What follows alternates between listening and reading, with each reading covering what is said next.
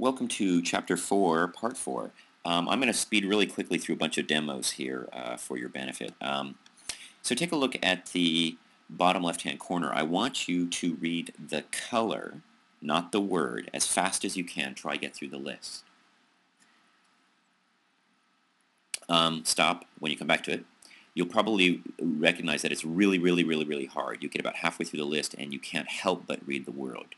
And the reason is that the context is biasing the way we perceive the stimulus. We're so driven to read words that it becomes actually difficult to name the colors. Word reading is quite automatic. And take a look at the right, another example of how context and our immediate history biases our perception. I want you to pay attention to the branch here. Focus your vision on the branch for about 30 seconds. Pause. All right, so after you've done that, I want you to take a look somewhere on the left where the rocks are, and what you'll probably notice is that the rocks are squirming upward.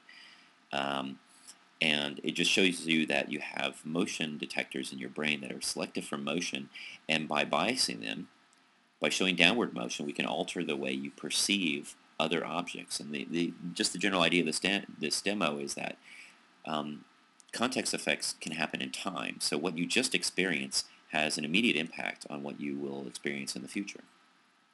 Read as quickly as you can through this paragraph. And what you'll notice is that it's actually not hard to read, even though the words are all scrambled. Again, this highlights the benefits of having feature detectors. We only need to have enough of the features be consistent with the word according in order to make a match. We don't have to make sure that every single letter matches. So we can perceive and do tasks a lot quicker by filling in the gaps. This shows us how blind we are to many features in the world. In this movie, there are a large number of things that are changing, and I want you to see how many objects you can see changing. I'm not going to give you the answer to this, but there are about 9 things that are changing before your very eyes.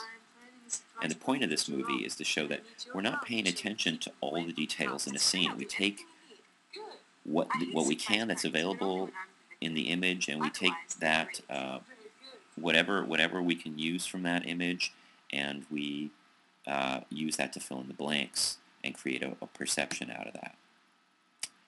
What word do you see written here?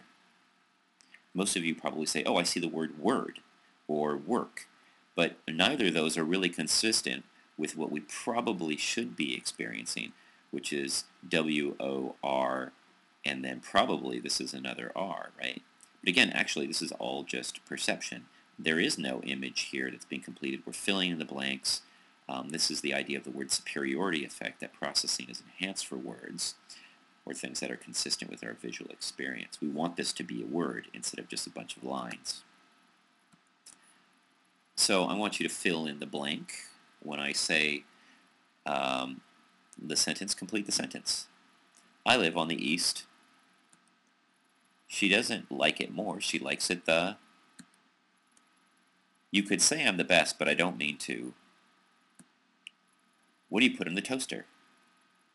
If you said toast, you're wrong. Toast comes out of the toaster. Bread goes into the toaster.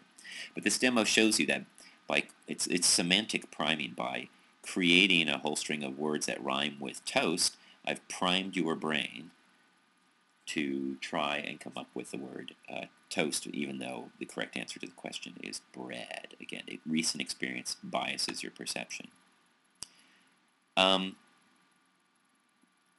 I'm going to briefly skip over this because it's really not that important. It's in your slides, and I don't want to run out of time here. Other theories of perception. So direct perception is the notion that the stimulus contains all of the information needed for perception. This was proposed by Gibson. That is a very radical view. And the idea was supported by studies of biological motion, which we'll get to in a bit. However, based on the demos that I just showed you, that experience is a huge part of understanding and recognizing stimuli that are incredibly obvious to us. particularly ambiguous stimuli. So in some sense, Gibson must be wrong. That our experience is required in order to understand objects. But I want to give you an example of something that was used to support his theory. Sorry, here we go. And that's the biological motion demo. So here, what Gibson originally did was he took a bunch of ping pong balls, glowing ping pong balls, and he glued them to people while they were doing particular tasks, playing tennis or whatever, and he filmed them in the dark. And then people were asked to judge what the person was doing, even though they could only see the glowing ping pong balls. This is a computerized version of that, and you can tell this is a person walking. It's very easy, right? Now, there's so little information here that this is the notion of biological motion, that we have that there's so much information in the stimulus that we become very good at taking the essential elements out of the stimulus and forming a perception out of that. We're so good that you can actually bias this to become a male. Now the figure looks a little more male than female. We can adjust the weight of the person, spring in their step. Now let's make this back into a light female. Notice the distance in the hip width changes and the elbow distance. And then you could even do things like change the mood. Nervous versus relaxed, maybe nervous and happy. And it turns out that people are actually really good at identifying these features based on so little information, and that's why Gibson thought, well, there must be just so much in the stimulus that we can use to create our perceptions. But really, experience is a huge part of that as well. And there's the notion of perception for action, which is sort of a revised Gibson-like approach, where experience is tied to perceptual knowledge. So we perceive things and their possible uses at the same time, like a hammer. When you look at a hammer, you don't just see the hammer, you also see what it's used for. Because your experience is so closely associated with the visual presentation of that object that you can't separate the two. You can't say, oh, it's a hammer, I'm going to use it to play a musical instrument.